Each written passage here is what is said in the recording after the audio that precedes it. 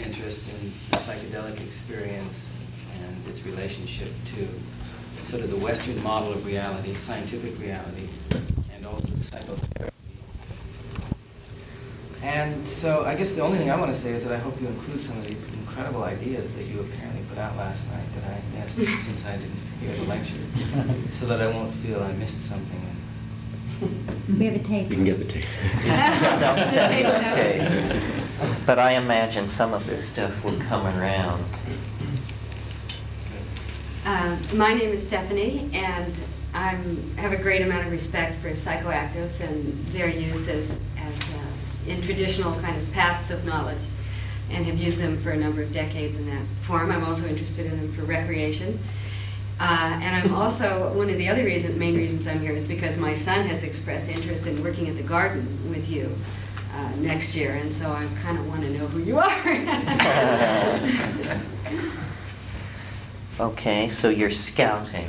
I'm doing my motherly duties. What kind of a maniac is this guy?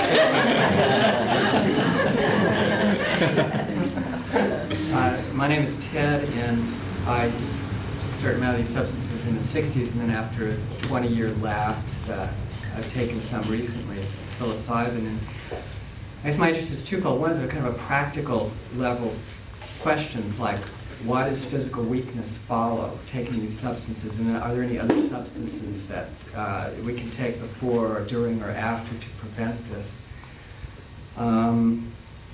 And ways of using the substances to gain specific kinds of knowledge, dealing with death, and then the integration of the experience into daily life, which would be your effortless, appropriate activity. And then also issues, social issues, like you last night you talked about. It takes with yoga and these others, all this takes all this time and discipline to get there. Whereas you can have it like this, but if you don't have the discipline, how do people take these experiences back into daily life without insanity?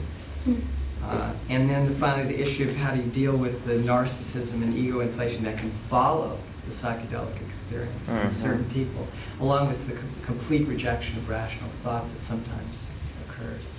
Yeah, that's a real problem. I know that one from the inside. Okay, now the people who slipped in while this process was raging. Sir. Hi, my name is John Harrison. I first heard you speak on tape 3 years ago.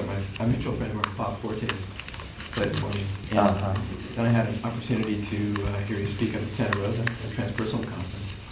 And what was significant for me was that you seemed to, I'm sure you've heard this many times before, but you seemed to articulate a voice that for me has been inside, that I want to express, that seems to tie together so many different aspects of consciousness, from shamanology to anthropology to pharmacology.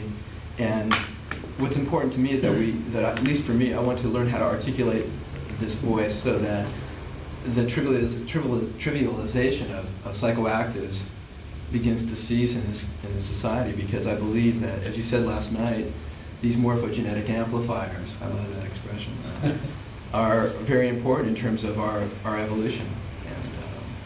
And I'm really disturbed by the environment, the political environment, which says no to these tools, these potential tools for growth.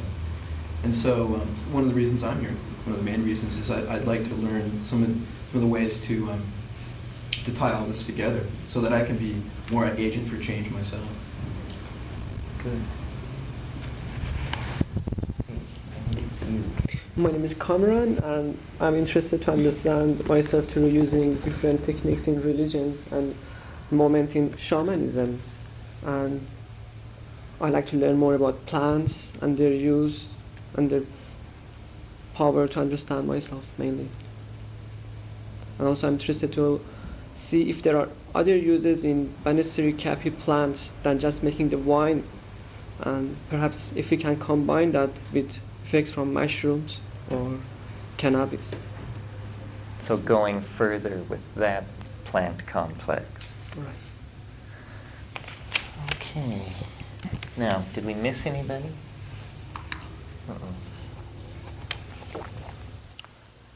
Well, I'll say just a little bit about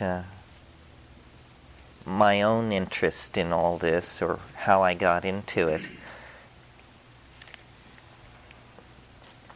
I don't know. I mean, one creates a false history when you look back into time to try and explain how you got to where you are, or at least I do.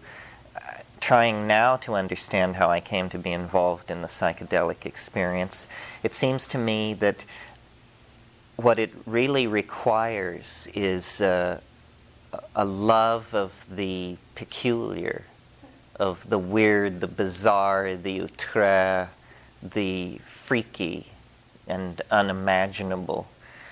And I'm not, I don't give great credence to astrology, but I am a double Scorpio. So I'm told that this kind of thing predisposes one for 12th house activity. Several times in my life I've gone through these kinds of revelations where everything seemed to change so profoundly that I could hardly recognize who I had been before.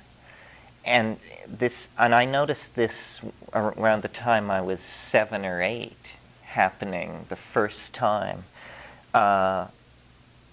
Nature and the imagination seem to be the precursors to involvement in the psychedelic experience. So I was a rock hound, a butterfly collector, a rocket builder, a connoisseur of explosives, and all of this sort of thing, while my peers were off playing Little League baseball, I was back in the hills digging out trilobites and tracking down moths and stuff like that. And then science fiction was a tremendous stimulus to my imagination, because it seemed to say, you know, anything you can imagine is fair game. Anything that you can conceive of can be treated as a reality. And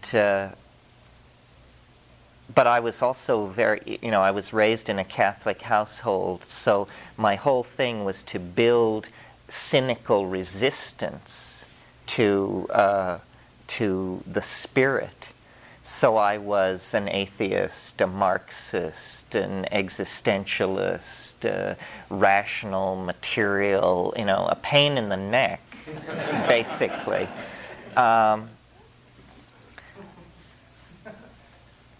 And in all of that, somehow I began reading Aldous Huxley, the social novels, Antic Hay, Chrome Yellow, these comedies of manners of British academic society.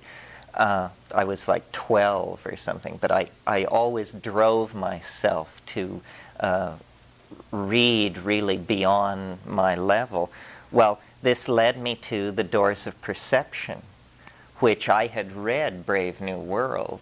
Brave New World is an anti-drug dystopia, a nightmarish world of plastic, never-grow-old people who take tranquilizers every time there's a hint of any deep emotion or any kind of anxiety. They just, the motto was a gram is better than a dam. And you can just, for a quarter, anywhere, get one of these pills that just puts you right back into being happy and cooperative. And so Huxley, who was, a very concerned person, very interested in the fate of 20th century society, went from this dystopic vision of drugs to The Doors of Perception and Heaven and Hell, in which he describes experiments with mescaline that essentially totally turned him around and convinced him that these medieval mystics that he was so fond of, Meister Eckhart and San Juan de la Cruz and so forth, were actually describing the same reality that he was, and William Blake, that he was getting into. So I wanted to pursue this, and this was like 1962 or something, and I was about 14 years old. And then a few months later, there were stories in the newspaper that morning glories were being abused for their psychedelic effect.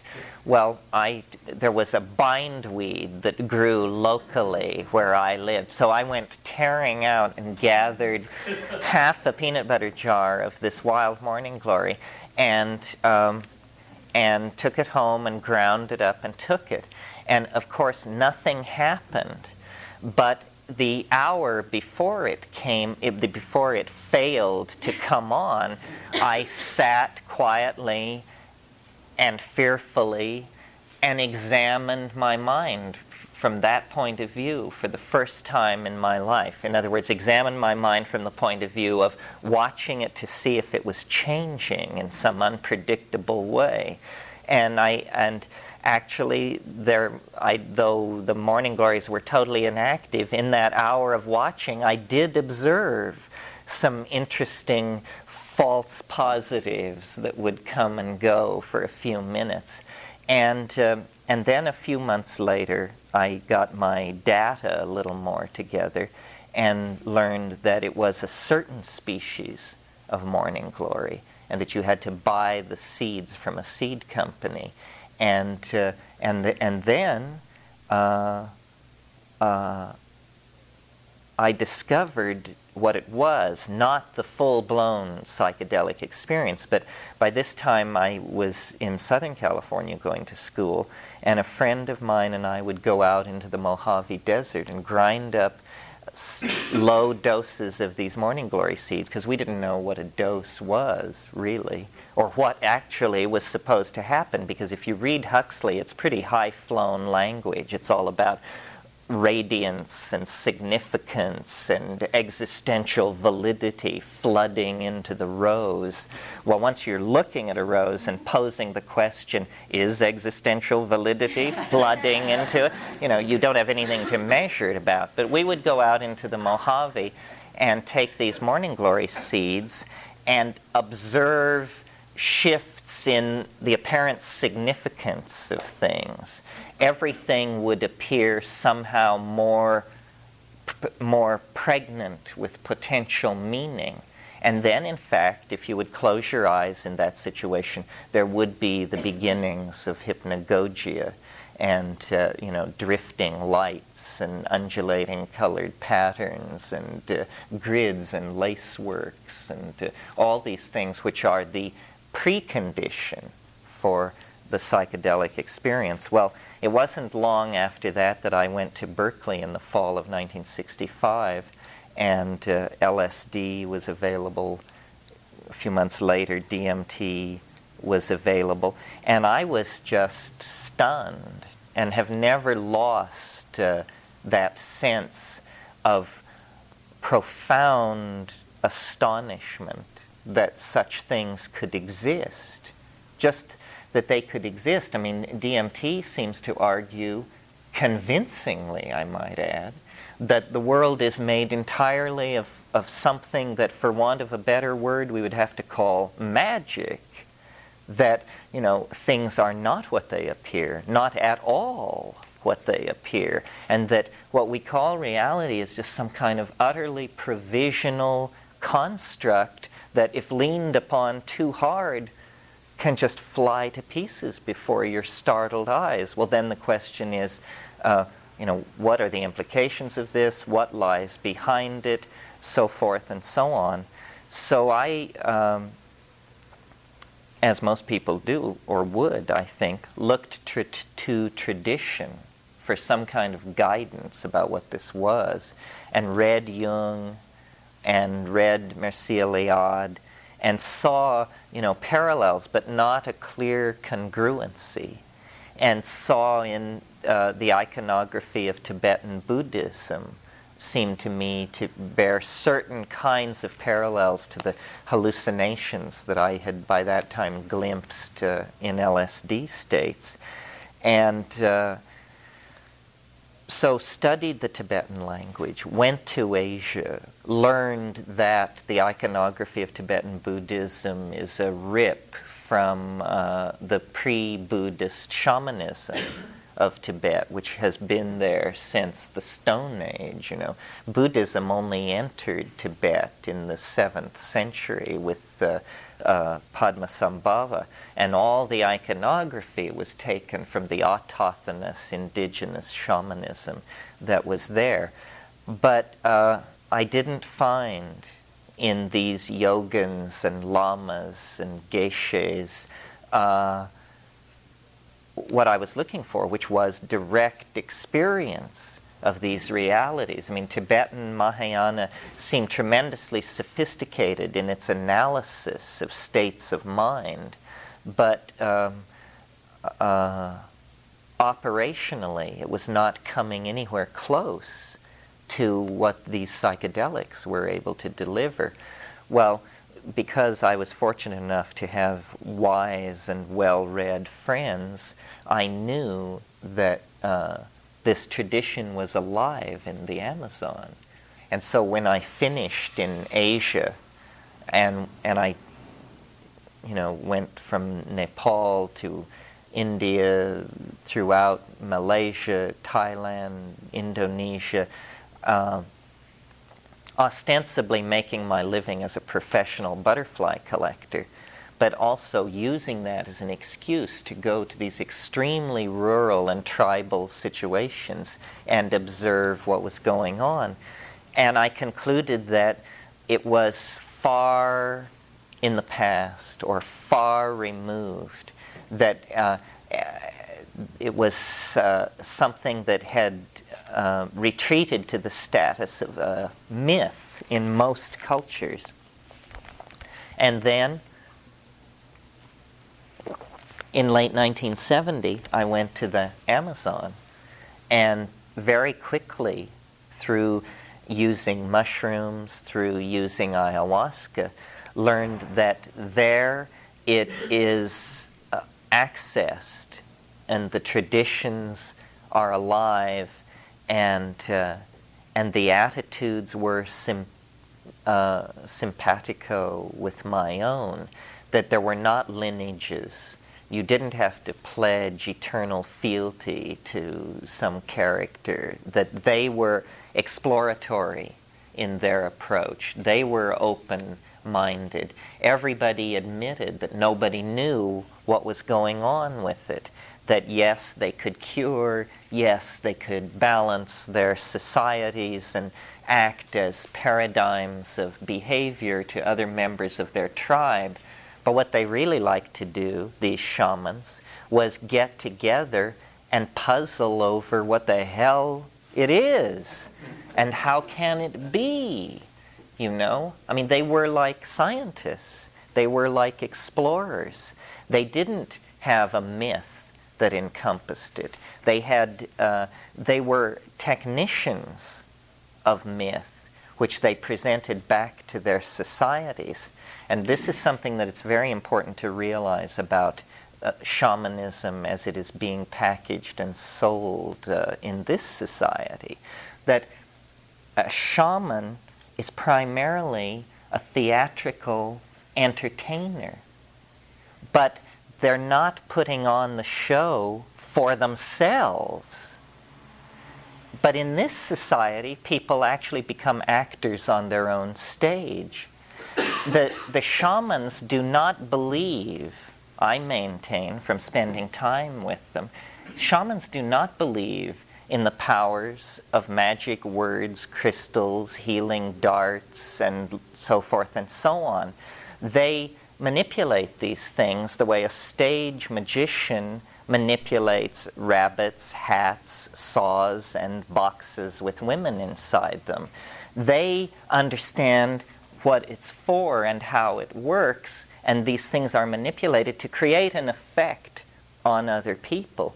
But the shamans understand that the real magic is the magic of sign, symbol, and language, and that by manipulating cueing, by manipulating expectation, you can lead people to a fundamental confrontation, not only with themselves, but with the other. And as I said last night in my talk, it is no easier for an Amazonian Indian to come to terms with these things than it is for a native of Manhattan. Ultimately, this coming to confront the other is coming to confront the mystery of being, not as a phrase, mystery of being.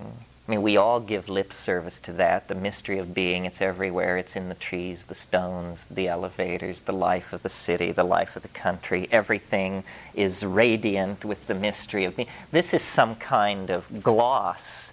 What I'm talking about is actually the mystery of being as existential fact, that there is something that haunts this world that can take apart and reduce every single one of us to a mixture of terror and ecstasy, fear and trembling.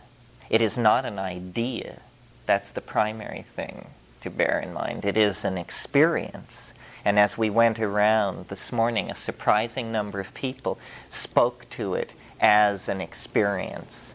And I think this is what makes the great distinction between the shamanic, pragmatic approach and what I called last night the political ideologue approach.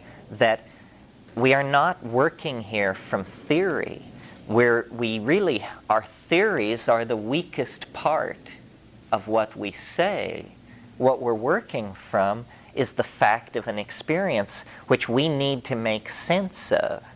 Now, most of these other-oriented experiences, which are hard to keep track of or make sense of, cannot be commanded freely. They're more in the realm of, you're traveling in a foreign country and you contract a terrific fever and you fall into a vision and you have deep awareness and realization about the nature of life. This is not an experience that can ever be repeated. Or you're alone in a wilderness and you confront a flying object in the sky which seems to trigger strange bursts of thought in yourself. This cannot be repeated and triggered on command. So only in the context of the psychedelic experience and the willed decision to act can you enter this arena of repeatedly going to meet the experience of the other. And it is a very, very bizarre enterprise.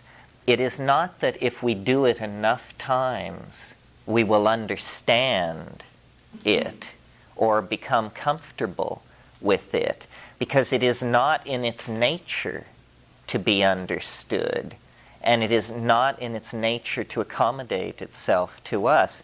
Rather, it's that we've discovered another dimension, almost in the same way that Europeans discovered another world only 500 years ago. In 1992, we will celebrate the 500th anniversary of Columbus's discovery of America. Now, notice that when Columbus set out from Spain, there was a large body of intelligent opinion which believed that he was sailing over the edge of the world, literally, that he was sailing out of mind. And instead, what lay at the end of that voyage was real estate. Immense amounts of real estate. And we have come to terms with that, and in fact now inhabit what 500 years ago was not even on the maps. It was in the unconscious. Now it is the center of the global economy. in the same way that these European navigators began to have this intimation that the world was a wraparound. That's what it means to say that the world is round. It means you can get back to where you started from by going away continuously.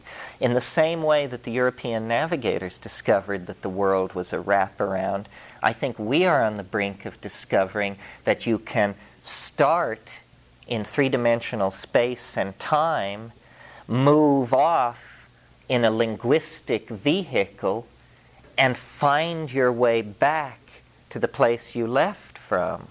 This means that what we call three-dimensional space and what we call the imagination actually have a contiguous and continuous transformation from one into the other. And this is big news. This entirely goes against our Cartesian expectation that thoughts inside, world outside, objects outside, perceptions inside. And this is actually nothing more, this inside-outside thing, than an artifact of European languages. And yet, we take it to be, how God made the world, basically, because we are so embedded in our language that we cannot, literally, we cannot cognize reality without it. We cannot cognize reality without our language. But then in the psychedelic state, somehow this happens. Somehow syntax is replaced by hypersyntax. Linguistically moderated and modulated perception is replaced by perception in the raw, not coded and sculpted and sifted for culturally validated meaning, but rather just the full hit.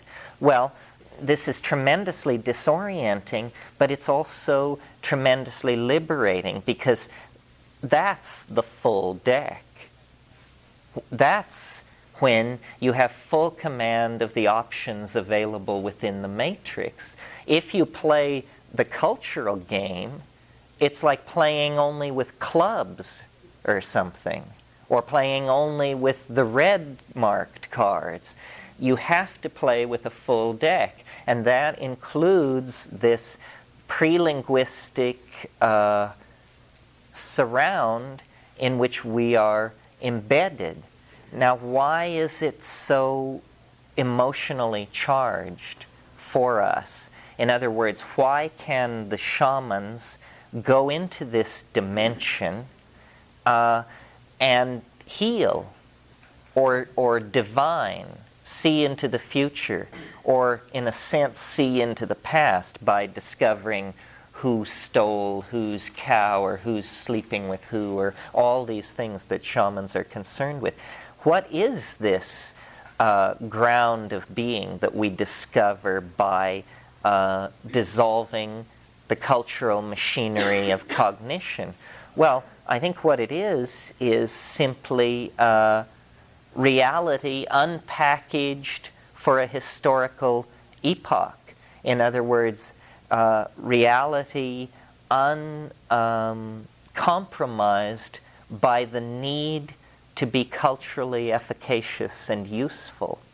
And this is precisely what we need to throw light on our culture crisis, because the models that we have used to sanction information that is culturally useful have given us information which is toxic. I mean, we have actually created a toxic relationship between ourselves and nature. We have pursued avenues of questioning, the feedback from which have given us an overpopulated, polluted, ideology-obsessed, unresponsive planet.